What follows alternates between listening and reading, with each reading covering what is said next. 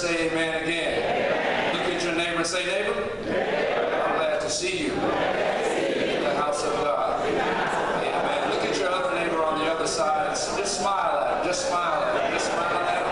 And say, neighbor, I just want you to know that I really like you. Amen. Amen.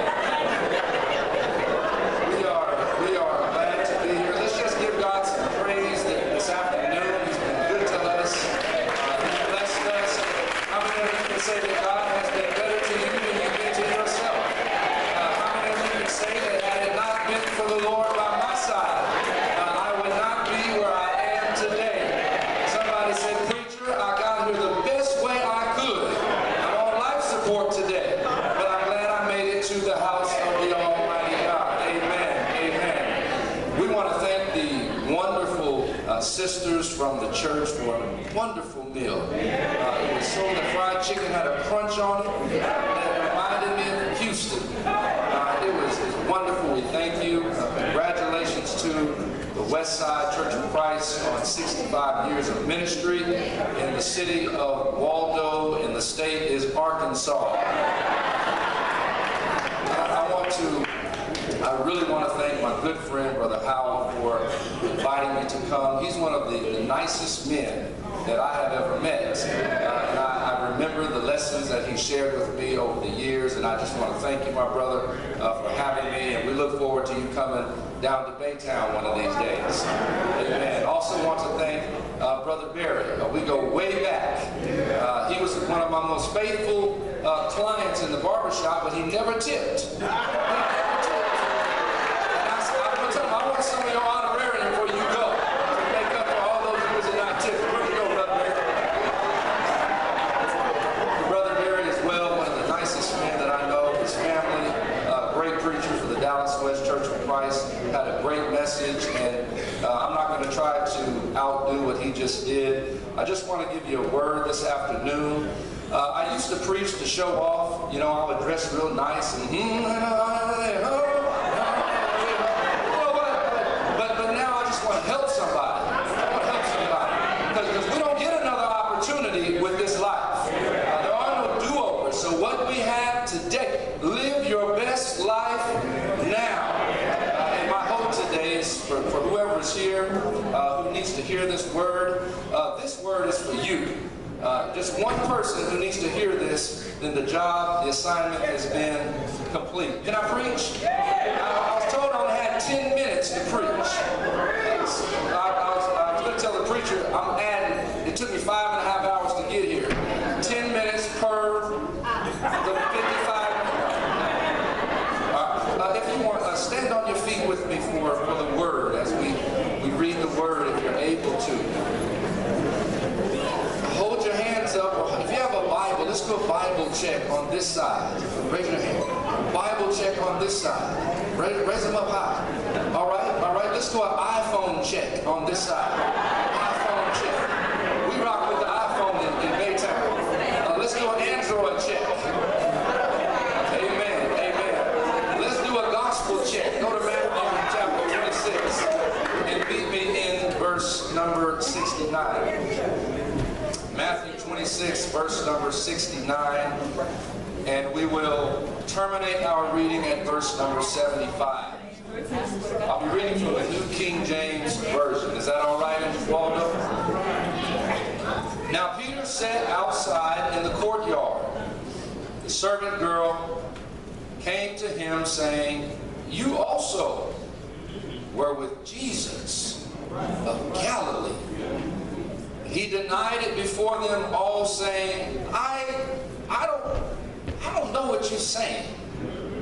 When he had gone out to the gateway, another girl saw him, said to those who were there, "This fellow also was with Jesus of Nazareth." But again he denied with an oath, I don't know the man. A little later, those who stood by him came up and said to Peter, "Surely you are one of them, for your speech, my brother," I added that, betrays you. began to curse. Isn't that something? He was a preacher who had a cursing problem. He cursed. I know we don't have any curses in here, but he was a cursor. He began to curse. And he swore and he said, I don't know the man. Immediately a rooster crowed, and Peter remembered the word of Jesus, who had said to him, before the rooster crows, you will deny me 1 time, 2 times.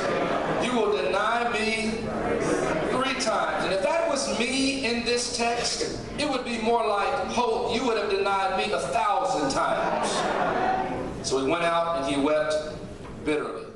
Look at your neighbor and say, neighbor, the title of the sermon is, It Has to Go. Look at your other neighbor and say, neighbor, you got to, no, don't say that, say, it has to go. It has to go. Have a seat. God bless you. Some of y'all are getting ready to say, you got to.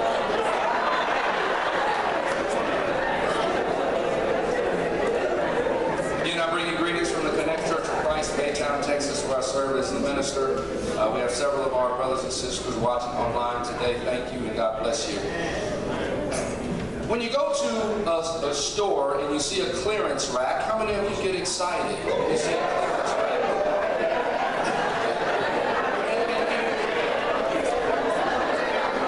You're dressing like it's on clearance though. If you go to a clearance rack and we get real excited because, you know, that means, brothers, we're going to get something on sale. On sale.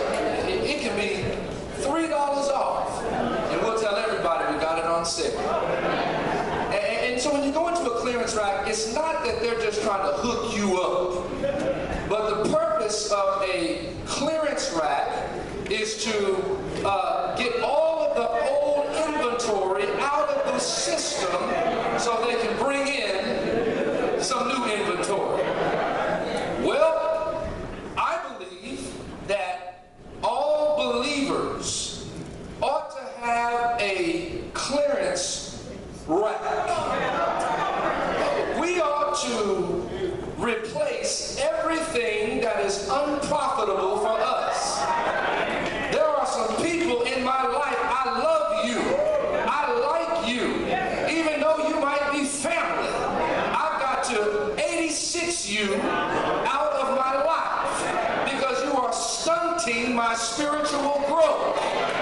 You are unprofitable for my spiritual development, so I've got to get you out of my life. Somebody has a clearance, somebody has a person, somebody has a place that you know you shouldn't be going to. You know you shouldn't be going there, but you're still going anyway.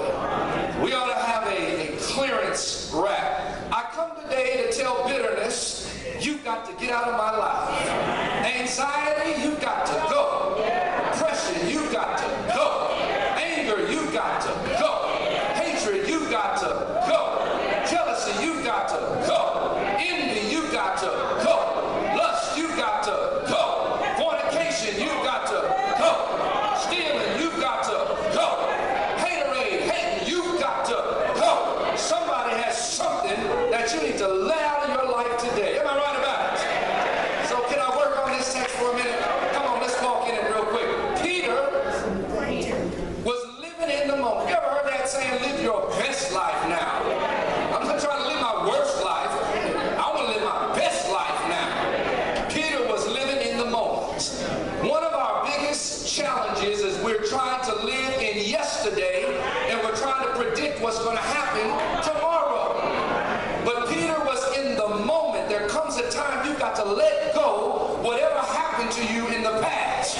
And you've got to stop wondering what's going to happen in the future, and you can't stay up at night because you're stressing, wondering if it's going to come to pass, and you've got to get inside of the moment. We call it mindful meditation. Peter was in the moment, brothers. He heard that Christ was headed to the cross.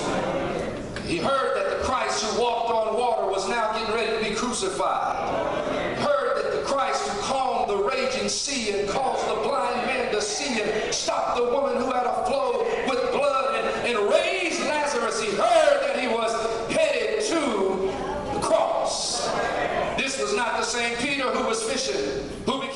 fisher of men. This was not the same Peter anymore who walked on water to Jesus. This was not the same Peter who witnessed miracle after miracle. We now find in the text a defeated Peter, a broken Peter, a disheartened Peter, a discouraged Peter, once alive and now he's lifeless, once positive and now he's bitter, once hopeful and now he's hopeless, once confident and now he's regretful, once happy and now he's sad, once peaceful and now he's stressed. Can anybody relate to that? Once energetic and now he's fatigued, once focused and now confused, once faithful and now faithless, once prayerful and now prayerless, once praising and now praiseless. Peter was in a space in life that was not a place where he wanted to be. Why did he feel that way, Holt? Because he left everything to follow Christ.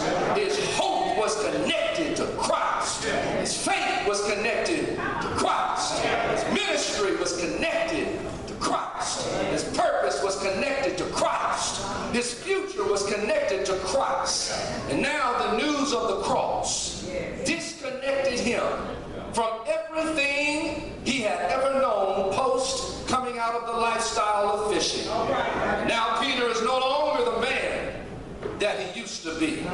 Somebody today is saying, Holt, I feel like Peter today. I don't feel like I'm the person I used to be. I used to walk with Christ. I used to talk with Christ. I used to sing about Christ. I used to pray to Christ. But now life has gotten so tough, Holt, that I feel disconnected just like Peter felt. Possibly today, your situation doesn't look real good right now. Possibly the devil is whispering in your ear as I'm preaching right now, telling you you don't need to hear that stuff. Possibly Satan is telling you you had a dream, but he's telling you it can't be done. Possibly somebody's here today and you feel like, preacher, I will never get right with God. Possibly someone is here and you're saying, I'm so far gone, there's no way I can return to the cross. Well, let me give you a little hope from the pulpit today. The preacher is human like the parishioner. Let me give you a bird's eye view. I'm just making it day to day. As a preacher, I'm just barely holding on for dear life. I'm limping toward the cross.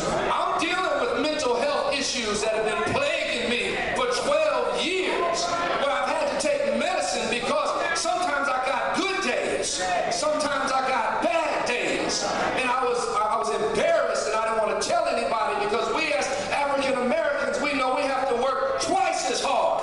So I kept it to myself because I knew I didn't want that stigma out there on me. I've come to a place today, I'm trying to help somebody. You can talk about me, you can make fun of me, you don't have to listen to me, but I want to make sure somebody is helped on today. I struggle just like you do. I struggle all the time. Peter's faith, can I preach real quick, was stripped from him. Have you ever been in a place where your faith was stripped from you? Maybe you had a tragic death in your family. Somebody died and you weren't expecting it. And your whole perception and worldview of life changed because your identity was attached to that person. Maybe you lost a job and everyone knew you by that job and that's how you supported your family, and all of a sudden you lost that job. Somebody's faith has been stripped. Maybe you have an illness. You were healthy. Doctor said you got cancer. Doctor said you have diabetes. Doctor said you have leukemia. You have a disease that is irreversible or an illness, and you feel like all of the faith that you prayed about has been stripped. I want you to know today that the unprofitable has to go. That negativity, you have to get that out of your mind. I can't go to next until I eliminate back then. Oh, you guys are shout right there. Y'all missed that. Listen. I can't go forward until I terminate backwards. Peter was on the cusp of next level ministry. Somebody today, man, you're on the cusp of something great.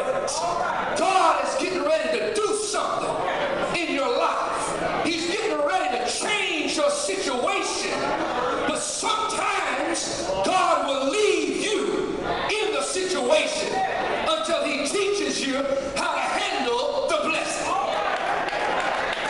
God's not going to give you a promotion now so that when you get promoted, you're not giving based off of the increase in pay. Let me get off of that, preacher. I'm sorry. Hurts. I'm almost hurt. Now watch this. Hurts, habits, and hang-ups. Watch this. Can blur the shift and the neglect. 2 words. Shift and neglect. The feelings of neglect are often manifested during the shift. Oh, y'all didn't get that. You didn't get that. Listen. It's easy to feel like God has neglected me when God is actually shifting me. Stay with me, stay with me. Watch this, watch this. So, my question is, preacher, why would God shift from me? Why would he move away from me? I need God to stay by my side. If there was ever a time I needed God, it's right now. So why would God shift away from me? Watch this. God shifts on you to eliminate complacency. God shifts on you to expose a character defect. Because when God is with you, I'm not exposed. But when God moves away from me, I'm exposed. Preacher, Peter was exposed when the Lord moved away from him. Look at verse 69. Let me hurry up. Now Peter, watch, look at verse 69. Now Peter sat outside the courtyard. Yeah. Recall that moment in life where you had to sit outside the courtyard. Well, when's the last time you sat outside the courtyard and you said, how did this happen? How did I get here? What happened? I'm sitting in the courtyard. My courtyard happened in 2005 when I got in a car accident. I was preaching and I got in a car accident, and you know, as I stated earlier, I had a 5-hour back surgery, got hooked on painkillers. I was induced with a mental health disorder. I was preaching from the pulpit. I was preaching. It's in the book that's out there. I was preaching. I was under the influence in the pulpit. Man, I was teaching. I was baptizing. I was doing all of these things, man, loving people, praying for people, marrying people. Doc, I might have popped one while I was cutting your hair too. I can tell the truth. But listen, I was trying to handle my back pain. I was trying to deal with the back pain. But then the pain was gone, and now I was psychologically addicted. I'm a drug counselor now, so I'm trying to give you clear terms. I was up preaching. I had a cup in my hand of grape soda laced with painkillers because when my body started kicking and I started sweating, I took a sip while I was up there preaching, but nobody knew what I was doing because I didn't want to go off in the pulpit and say something that I shouldn't say. I needed the pills in order to function, but I didn't know at the time I was neglecting my family. I was neglecting the church, and I was decompensating and deteriorating on the inside. Every Sunday I'd come to church and sit in the pews. I would sing and pray just like you, but I was battling for my life on the inside. I really wanted to tell somebody, but I didn't want people to talk about me. I didn't want to lose my job. I was a young man. I didn't want to lose my career, so I kept it to myself. So we'll cut you in the church. We'll cut you in the church. The church ought to be like a hospital.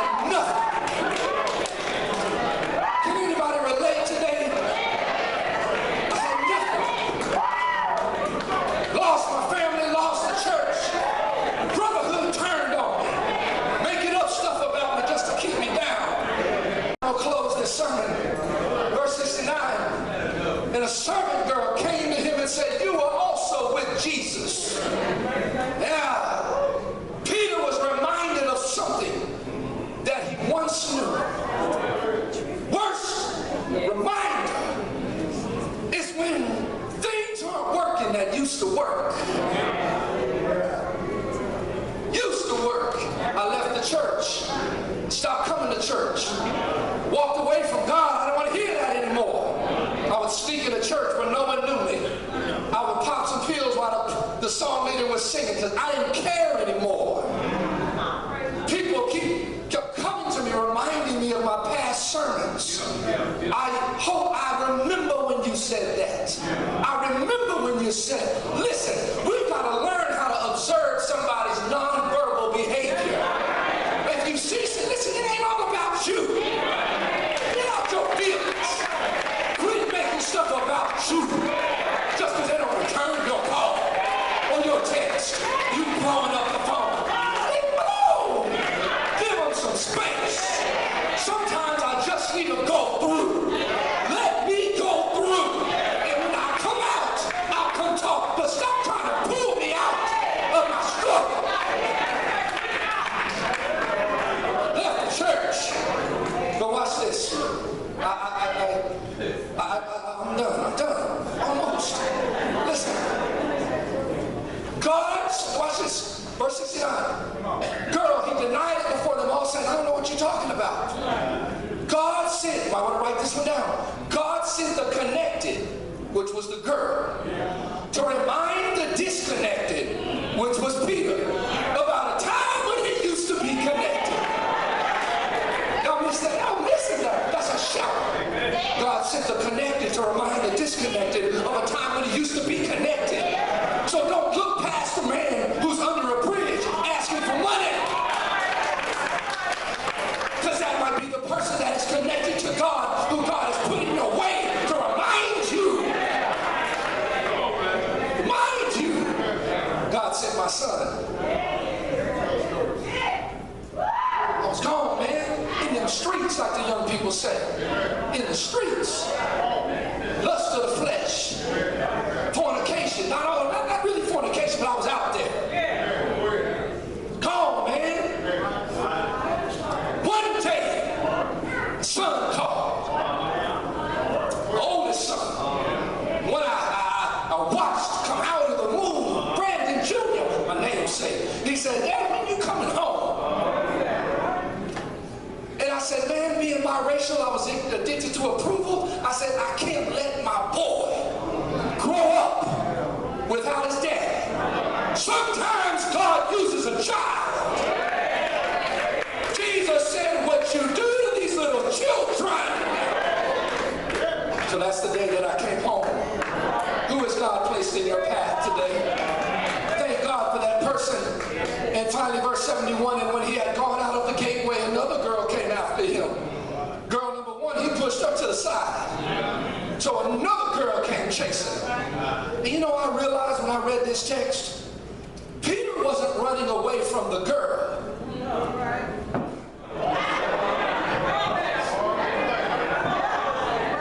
Grace was chasing him down. Grace was chasing him down to trigger a reminder of who you used to be. How many of you can say, preacher, grace is chasing me down? He found me in the nightclub. He found me in the juke joint. He found me in the back seat of somebody's car. He found me in somebody else's bed. Grace has chased me down. So this afternoon, God is designing a breakdown for somebody today, because he wants you to reach back. Possibly your situation doesn't look real good right now. Possibly Satan is whispering in your ear. But I want you to know I'm speaking to somebody this morning. Y'all can stand on your feet. I'm speaking to somebody this morning who never thought their situation would come together. And boy, let me tell you, it's coming together for you right now. I'm speaking to somebody today who never thought the job would come back together. Not only did God give you a job, he gave you a job that you prayed for. I'm speaking to somebody today who thought their mind would never come back. And now you are clear in your thoughts. I'm speaking to somebody today. Never thought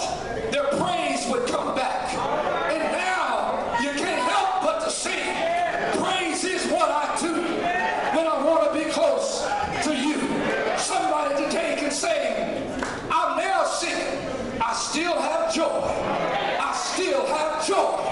After all the things I've been through, I still have joy. Somebody saying, this little light of mine, preacher, I couldn't sing it back in the day, but I can sing it now. This little light of mine, I'm going to let it shine. I come today to tell you, when you know how good God has been to you, oh, you can't keep it to yourself. Remember when he delivered you out of the lion's den. Remember when he parted your Red Sea. Do you remember when he met you in the jail cell at midnight? Do you remember when he poured manna down from heaven and fed you when you couldn't feed yourself? Do you remember when he delivered you from your Judah? Do you remember when he met you at night when you couldn't sleep? Do you remember when he encouraged you when you were discouraged? Do you remember when he guided the hand of the surgeon when you went down? Do you remember? Somebody said, I remember. Come on, Sean. Come on. Give us a song. Come on, Sean. Listen, if you're here today, if you're here, Sean comes out of Houston. We'll let you see how Houston does it here. Maybe you're here today, you need prayer. We want to pray for you. I'm sorry if I went long, but I'm going home after this. And I hope somebody was helped. Listen, we love you. God loves you. You want to be saved today. You come by faith, believing, repenting of your sins, confessing Christ, putting the Lord on in baptism. If you're here and you need prayer, we're going to pray for you. Instead of everybody coming down front, this is what I want you to do. Raise your hand if you need a special prayer today. Just raise your hand. We're not going to say your name. We're going to pray a general prayer over the whole house that's here today. If you need a prayer, just raise your hand if you need a prayer. A prayer. I believe somewhere the Bible says the effectual, fervent prayers of the righteous availeth much. If my prayer can't get up, I'm coming to you. I want you to say my name. Talk to the Lord for me when I can't talk for myself. Come on, Sean, sing. Here we go. Lord, don't you know